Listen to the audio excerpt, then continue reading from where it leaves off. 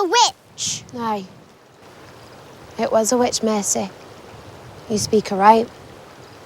Thomasin! It was I. This is a clip from the smash hit A24 film The Witch. It's uncompromising, unflinching, and completely unlike anything else getting made today. It fits right in with the rest of the A24 catalog. But how long can A24 and the other indie studios defy the odds and keep producing work that feels like they buck every trend imaginable? Surely there has to be a moment when everything catches up to them, right? Is that moment now?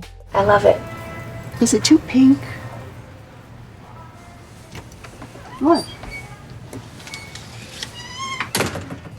Moonlight, Lady Bird, Hereditary, The Lighthouse, and The Brutalist. These are not only some of the most important films that have been released over the past decade, but they all are produced by A24. These films and a bevy of others have been released by the indie behemoth and been willed to success by smart advertising, low budgets, and betting big on auteur filmmakers. One of the initial films A24 put out was Spring Breakers, for Christ's sake. Spring break.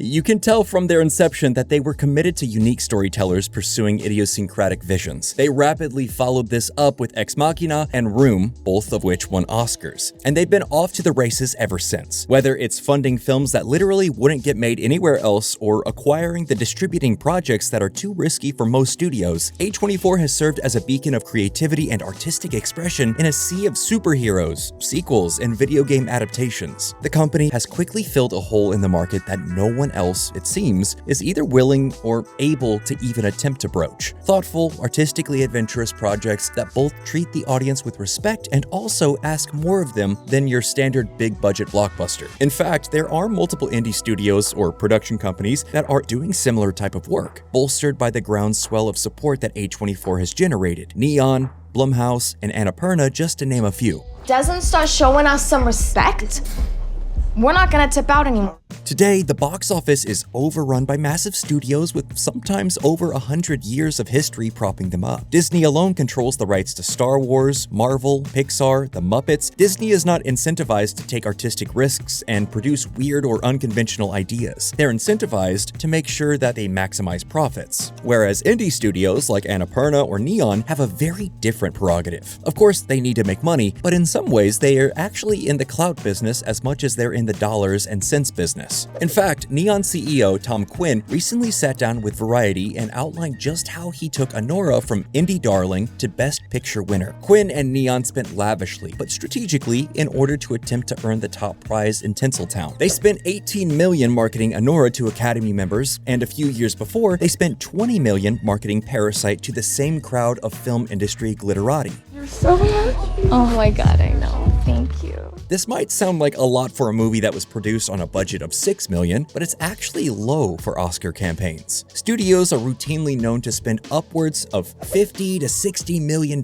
attempting to bring the Oscar home. What truly sets this apart is that Quinn and the rest of the Neon cohort are willing to take this big a swing with a substantial risk of never recouping that investment. The film also takes an unusually empathetic view of all of its characters. It outlines everyone in shades of gray, even in its lunacy. This is not something that's traditionally considered an awards contender. For context, Anora is also one of the lowest grossing films to ever take home the gold. It's big swings like this that only independent companies can make. Can you imagine if Warner Brothers had spent $600 million marketing The Dark Knight for Best Picture? It probably would have been nominated, but instead, it's one of the most notable snubs in modern film history. Neon, A24, and Annapurna, they're playing a game that's just one really bad hand away from ending. Whatever. A24 has lost a considerable amount of money on Ari Aster's last two projects. Beau is Afraid cost $35 million.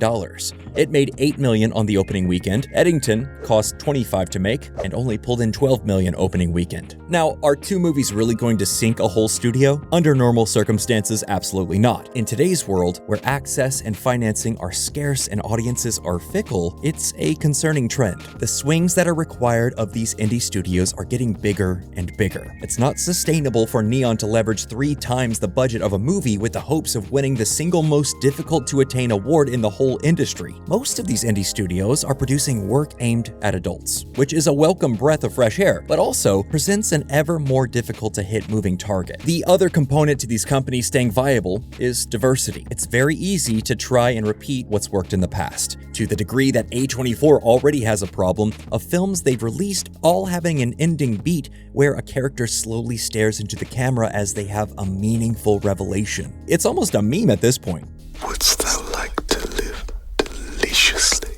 These moments are all basically the same moment, and they all exist because A24 is known for making movies that feel artistically adventurous in a specific way, but the downside is that it establishes a formula that's both mimicable and repeatable. So now you're not making that choice authentically, you're making that storytelling choice because that's how an A24 movie ends. Hollywood is more cutthroat and dog-eat-dog than it ever has been. It's an industry that thrives on what worked yesterday, and Neon, A24, and Annapurna are all trying to do something no one has done. But how long can you live doing something that's never been done? The patterns are already starting to reveal themselves. Reinventing the wheel every time? That's impossible. A key reason that these companies have been able to thrive is that they're making cheap movies. They're making smart choices and building movies that don't require a lot of resources. Sean Baker, for example, was the writer, director, producer, and editor of Anora. They didn't need a lot of money because he did everything. However, as attrition and calcification happens, that's going to go away. The directors they've made into stars are going to need bigger budgets. The movies are getting more expensive. Jason Blum at one point said he thought that Blumhouse would never make a film over $10 million. Exorcist, Believer, cost $30 million to make. Five Nights at Freddy's cost $20 million. This shows you that over a long enough timeline, even the most frugal of producers is hamstrung by the rising cost of everything. And A24's most recent Oscar play with The Rock was produced on a budget of $50 million. It only made $20 million worldwide. Nothing is guaranteed these days. It's only natural that these companies are taking bigger and bigger swings. Hopefully they continue to pan out, because if these companies come crashing down, it's not just an indie movie studio that needs to be replaced. It's a whole ecosystem of support and artistic expression. These studios produce films that are very difficult to get greenlit outside of their distribution paths, and if films are made outside of the purview of these indie studios who now have fervent fan bases, they end up as direct-to-streaming films that are dumped and abandoned and never are seen by the wider public. Neon and A24 are, in some ways, the last gasp of the idea of traditional Hollywood. People telling interesting stories for a mass market. Not since the death of Miramax have we had a rise in independent and unique storytelling voices that have truly been absorbed into the culture. You're fond of me lobster, ain't you? Drunken enough for Ginny Fent. I seen it. You're fond of me lobster. We need those stories. We need those artists to exist. With every passing year, the stakes appear to be getting higher and higher for the indie production companies and studios out there doing the work of trying to push the envelope on what exactly is acceptable or marketable. However, the question remains, can A24 and the other indie studios continue to be profitable in a landscape dominated by Spider-Mans and Marios? No pressure. Only time will tell. And well, that's all we have for this episode. What do you think? Is there a risk of A24 or Neon going under? Let us know in the comments below, and as always, please like and subscribe for more Nerdstalgic videos just like this.